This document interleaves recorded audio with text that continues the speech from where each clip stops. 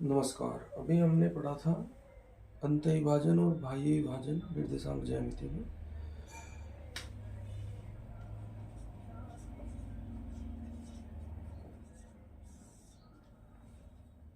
दो बिंदुओं के बीच की दूरी का सूत्र पढ़ा था।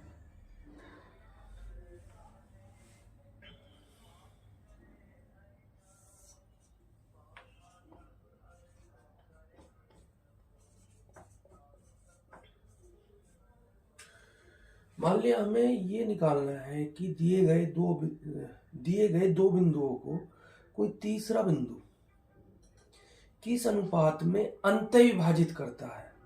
तो हम m अनुपात n हमें निकालना है। हम क्या करेंगे, m अनुपात m ना निकाल के हम एक सिंगल वेरिएबल का मान निकालेंगे k। हम ले लेंगे m अनुपात n बराबर k अनुपात 1, अर्थात m/n बराबर हम k ले लेंगे। हमें सिर्फ k का मान निकालना पड़ेगा। जैसे कि अगर यहाँ पर हम दो बिंदु 2, 3 और 4, 5 ले लें और हम देखें कि कोई बिंदु P इसे किस अनुपात में विभाजित कर रहा है। मान लिया यह बिंदु 3, 4 है, 3, 3 है, किस अनुपात में विभाजित कर रहा है। हमने मान लिया एक k अनुपात 1 में विभाजित कर रहा है, तो हमें सिर्फ k का मान निकालना पड़ेगा। तो ये पहला कोऑर्डिनेट क्या बताया था, फॉर्मूला क्या है अंतःविभाजन का, कि जैसे ये x कोऑर्डिनेट है, ये वाला x कोऑर्डिनेट, और ये m है, ये n है। सपोज करो ये m होता और ये n होता, ये x y होता, तो फॉर्मूला क्या होता तब हमारे पास, x बराबर mx2 plus nx1 upon m plus n। तो अब यहाँ पर x की जगह पर क्या रखूं, 3 रखूं, m की जगह पर क्या है, k है एक तरीके से, x2 की जगह पर क्या है, 4 है, n की जगह 1 है, x1 की जगह 2 है, अपॉन में k प्लस 1 है। सीधे k का मान आप ये हमें यहाँ पर मिल जाएगा। ये क्या होगा, इसकी वज्र गुना हो जाएगी, तिरछी गुना 3k प्लस 3 बराबर 4k प्लस 2। तो यहाँ पे आ गया 3k इधर जाकर माइनस का हुआ, 4k माइनस 3k बराबर k, 2 इधर जाकर माइनस का हुआ, k बराबर आ गया 1। मतलब कि यह k का मान क्या आया, 1। यह बिंदु 1 अनुपात 1 में विभाजित करता है। 3, 3, 2, 3, 4, 5 को 1 अनुपात 1 में विभाजित करता है। मान लिया k का मान आ जाता 4/5, तो अनुपात क्या होता, 4 के अनुपात 1 क्या होता, 4/5 अनुपात 1 या 4:5। हम कहते हैं कि 4:5 में विभाजित करता है। अब हम देख लेते हैं,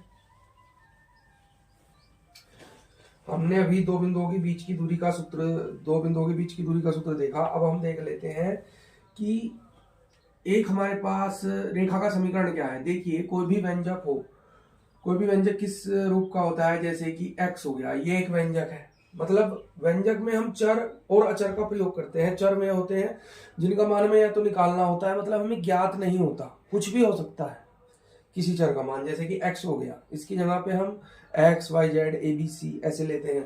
तो अगर मैं कहूं x प्लस 3, ये क्या है, ये एक रेखा को प्रदर्शित करता है, एक रेखा की समीकरण। ये एक व्यंजक हो गया, जब मैं इसके बराबर में 0 लगा दूंगा तो एक समीकरण हो गई। यह एक रेखा के समीकरण को निरूपित करता है। कैसे, देखिए x प्लस 3 इक्वल टू 0 है, यानी x बराबर -3 है, यानी एक ऐसी रेखा है जिस पर हर जगह x बराबर -3 होगा। कैसे, ये इधर पॉजिटिव होता है 1, 2, 3, ये इधर हो गया 1, 2, 3, -3।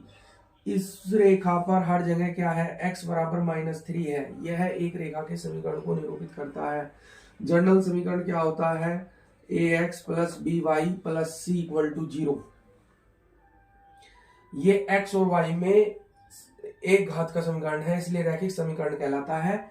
अब अगर हमारे पास दो समीकरणें ऐसे दी गई हों, ध्यान दीजिए कक्षा 10 का मैथ है, दो समीकरणें ऐसे दी गई हों, कक्षा 10 का मैथ है, लेकिन हम कैसे पढ़ रहे हैं, टीजीटी, पीजीटी, किसी भी आईआईटी कंपटीशन, किसी के लिए हम कॉन्सेप्ट में की गहराई के लिए यहाँ पर पढ़ रहे हैं।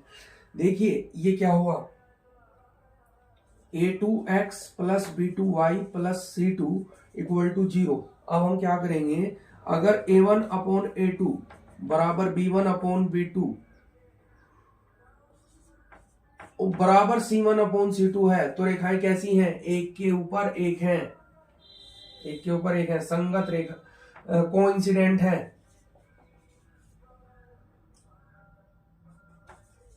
मतलब इनफाइनाइट बिंदुओं पर एक दूसरे को टच करती हैं।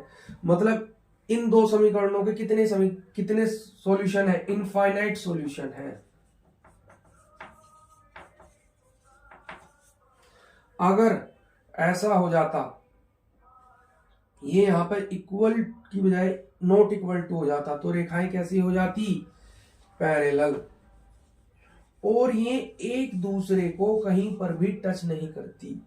तो इसलिए हमें कोई भी सॉल्यूशन इन दो समीकरणों का कोई भी सॉल्यूशन प्राप्त नहीं होता।